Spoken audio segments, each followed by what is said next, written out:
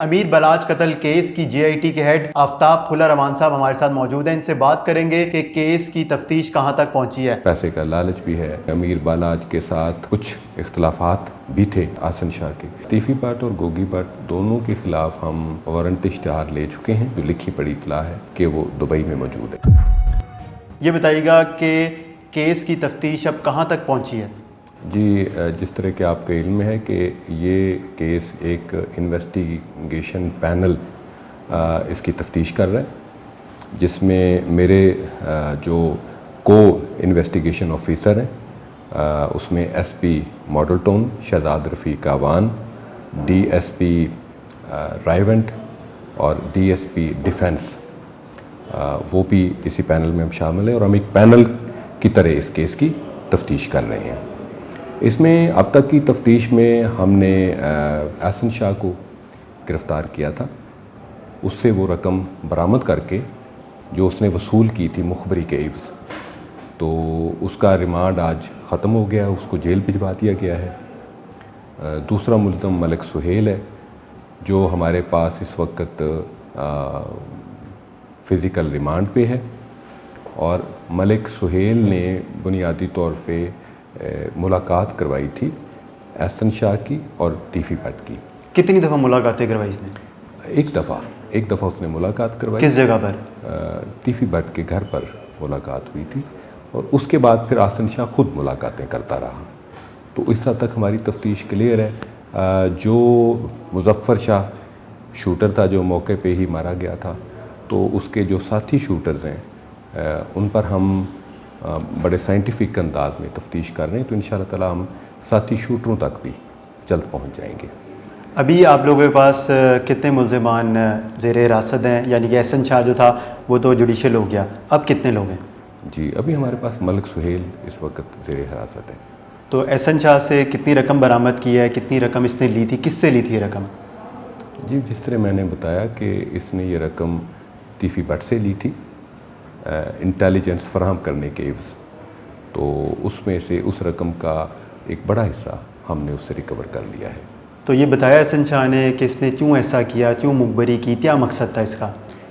مختلف قسم کے اس میں فیکٹرز ہیں. اس میں پیسے کا لالچ بھی ہے. اس میں امیر بالاج کے ساتھ اس کے جو کچھ اختلافات بھی تھے، اور کچھ اس کے نفسیاتی مسائل بھی تھے احسن شاہ کے. بیکاز امیر بالاج چونکہ ایک پرومیننٹ پرسنالٹی تھا اور یہ اس کا ساتھی تھا، تو اس کو یہ بھی مسئلہ تھا کہ میں پرومیننٹ کیوں نہیں ہوں. تو جس دن بلاج ادھر شادی پہ گیا ہے جی، تو سعودیہ سے ہی اپڈیٹ کر رہا تھا تیفی بٹ کو؟ جی، اسی دن اس نے بالاج سے بھی ٹیلی فون پہ واٹس ایپ پہ بات کی. کیا بات کی تھی؟ کو بتایا؟ ساری انفارمیشن اس نے لی. اچھا، کیا کہتا ہے؟ گن مین کتنے ہیں، بلٹ پروف جیکٹ پہنی ہوئی ہے کہ نہیں، کتنے بجے پہنچیں گے. تو وہ انفارمیشن امیر بالاج کے جو مخالفین تھے وہ استعمال کر رہے تھے. تو ملک سہیل سے احسن شاہ کس طرح ملا تھا، یا احسن شاہ سے ملک سہیل نے رابطہ کر کے پھر تیفی کے پاس لے کے گئے تھے؟ ملک سہیل اور احسن شاہ محلے دار ہیں راوی روڈ کے. تو ٹیلی فون کے ذریعے ملک سہیل نے احسن شاہ سے رابطہ کر لیا تھا.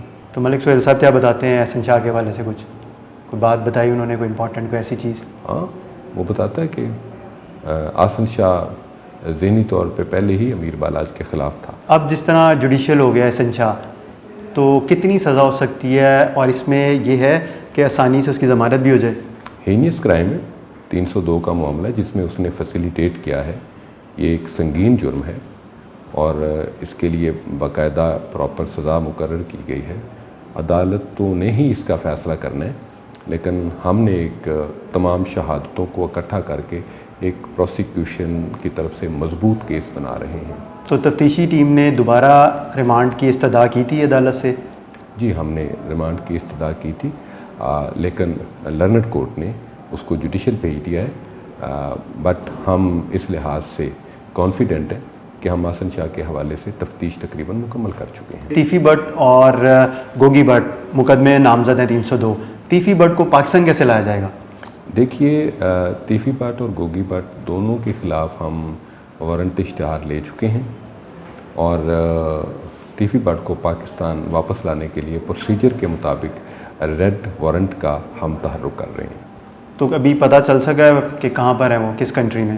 جی لاسٹ اطلاع تک تو ہمارے پاس یہی اطلاع جو لکھی پڑھی اطلاع ہے کہ وہ دبئی میں موجود ہے۔ تو دبئی سے تو لانا آسان ہے پولیس کے لیے؟ دبئی کے ساتھ ہمارا ایکسٹریڈیشن ٹریٹی موجود ہے جس کو معاہدہ حوالگی مجرمان کہا جاتا ہے، تو وہاں اس دبئی پولیس ہمارے ساتھ پوری ہیلپ بھی کرتی ہے، تو وہاں سے انشاءاللہ تعالیٰ پروسیجر مکمل کر کے ہم اس کو پاکستان واپس لے آئیں گے۔ اور اگر وہ کسی اور کنٹری میں ہو تو پھر کتنا مشکل ہو جائے گا؟ وہ ہم دیکھیں گے کہ اس کنٹری کے ساتھ ایکسٹریڈیشن ٹریٹی پاکستان کی موجود ہے کہ نہیں۔ پچھلے دوران ایک انہوں نے انٹرویو دیا تھا اور یہ کہا تھا کہ میرا اس کیس سے کوئی تعلق ہی نہیں ہے، نہ میرا کوئی لینا دینا ہے، نہ میں نے قتل کروایا ہے۔ ملزم کہ ہم تو اس بیان کو مانتے ہیں جو وہ ہمارے فیس ٹو فیس بیٹھ کے مقدمے کی تفتیش کے دوران بیان دے۔ اگر اس نے کسی جگہ میڈیا پہ بیان دیا ہے تو اس کی قانونی کوئی حیثیت نہیں ہے۔ اچھا یہ بھی بتائیں کہ گوگی بٹ کہاں ہے اور اس کا کتنا اہم کردار ہے امیر بلاچ قتل کیس میں؟